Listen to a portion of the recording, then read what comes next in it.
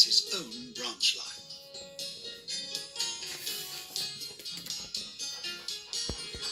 When Thomas first came to the big station, he was a cheeky little engine with no experience and not very many good manners.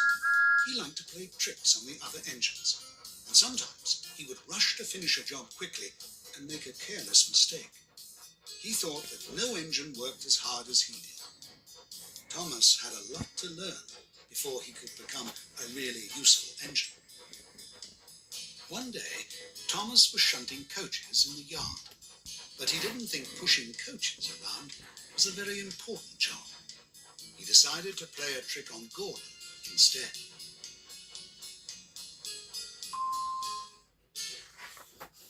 When Gordon came chugging into the yard, Thomas steamed out from behind a tree and overturned a truck full of cement right onto Gordon's wheels. Gordon was stuck. "Now I cannot pull the express," he grumbled. Thomas just laughed and laughed.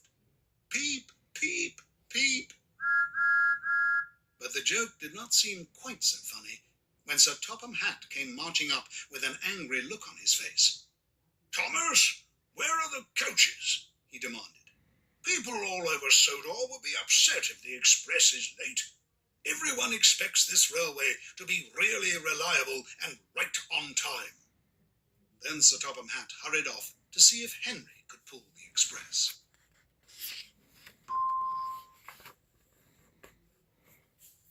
"I'm sorry, Gordon," said Thomas. "I thought my trick would be funny."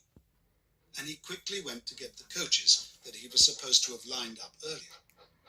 As he raced off, Thomas could hear Gordon still grumbling. "Cheeky little engine." Thomas worked quickly to get all the coaches. "Hurry, hurry," he pleaded.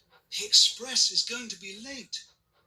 Thomas shunted all the coaches into place just as Henry was ready to go.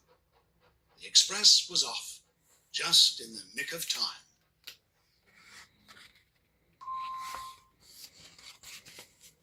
When all the commotion was over and Gordon was unstuck and cleaned, Thomas got a good talking to. Sir Topham Hatt said, "Really useful engines do not play tricks when they have work to do. Shunting coaches may not seem important, but it is. If the coaches are not lined up properly, the passengers cannot ride the railway. But I am pleased that you worked hard to correct your mistake and get the express going on time. Really useful engines take their duties seriously, and you have learned that every job is important." After that, Thomas worked very hard. He played only after his work was done, but he wished that he could pull coaches filled with passengers instead of just pushing empty coaches around the yard.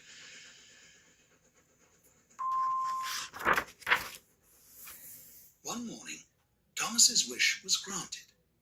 Henry was too sick to pull his morning route, and Thomas was the only engine left in the station. "You'll have to pull Henry's train, Thomas," said Sir Topham Hatt. "We are counting on you. And no tricks." "Yes, sir." Thomas hurried away. He just knew he could do as good a job as any of the big engines.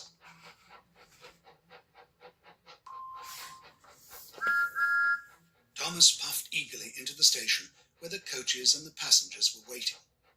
"Calm down, Thomas," said his driver. "Really useful engines are patient and careful with their work." But Thomas didn't pay him any mind. He quickly backed up to the coaches. Then, without waiting for the all-clear signal, he chugged out of the station.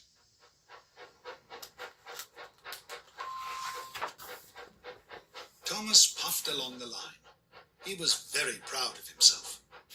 When he reached a stop signal, he slowed down in a huff. "Why should a speedy train like me have to wait for a pesky signal?" he thought. "Peep, peep," he whistled impatiently. The signalman came running out. "Hello, Thomas. What are you doing out of the yard?" he asked. "Can't you see? I'm pulling Henry's coaches," peeped Thomas. "I don't see any coaches," said the signalman. Thomas's driver looked over his shoulder. There were no coaches. Thomas had left them behind at the station.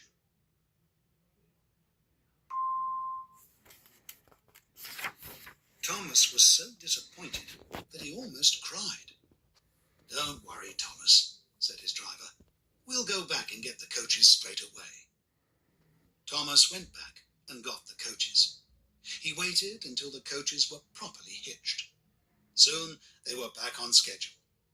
At each station, Thomas was very careful to let all the passengers on and off. "Thank you, Thomas," they said.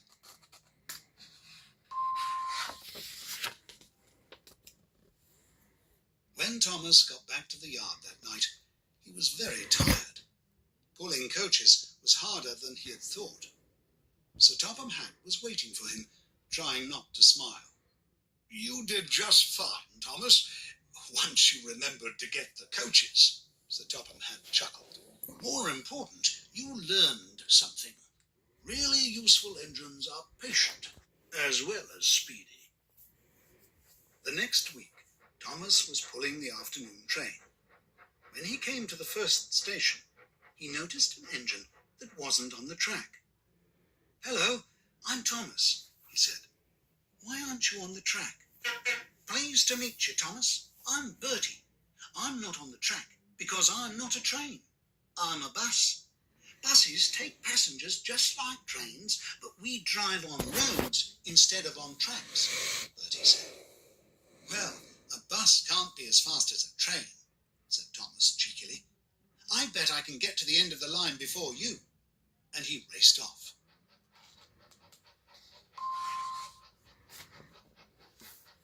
Thomas was trying so hard to beat Bertie that he forgot to stop at the stations to let the passengers off. They started to get angry. Thomas's driver shouted, "Stop, Thomas, stop!" But Thomas was going so fast that he could only hear the wind whistling. Thomas got to the end of the line. "I won," he peeped. "I knew trains were faster than buses." "But Thomas," the driver said angrily, "you haven't let any of your passengers off." "Oh no," gasped Thomas. "How will I get all these people home before dark?" Just then, Bertie came driving up. "I'll help you," said Bertie. "You will help me?" Thomas asked, even though I was very cheeky. "Of course," said Bertie. "We all help each other on the island of Sodor." And Thomas and Bertie split up the passengers and took them all home.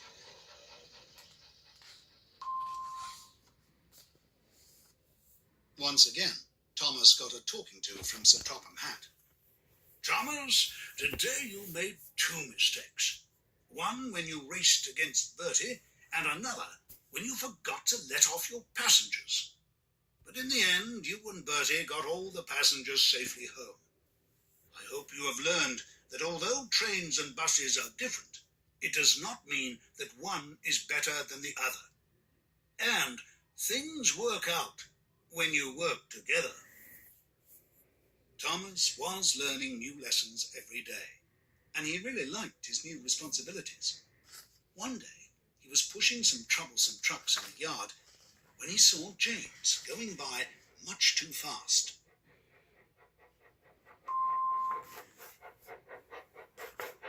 "Help! Help!" James called. "The trucks are pushing me too fast, and my brakes are on fire." The troublesome trucks only laughed and called, On, faster, faster!"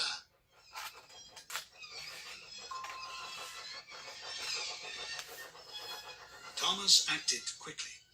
He hitched himself to the breakdown train and hurried down the line after James. When Thomas found James, he had run right off the line and was lying in a muddy ditch. Thomas helped to get James and all the trucks back onto the track. "Thank you, Thomas," said James. "You knew just what to do." When Thomas and James got back to the yard, Sir Topham Hatt was waiting for them. "Thomas, I am very proud of you. You were brave, cool-headed and helpful. You have grown quite a bit from the cheeky little engine you used to be. You have proven that you truly are a really useful engine. Because you have done such a good job, I have decided that you shall have your own branch line. Thomas couldn't believe it. He was so excited.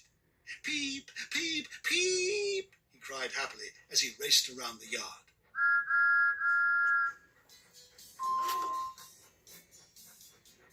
Now, Thomas is proud of all the things he learned. He has 2 faithful coaches of his own. They are named Annie and Clarabel, and he loves pulling them up and down his very own branch line.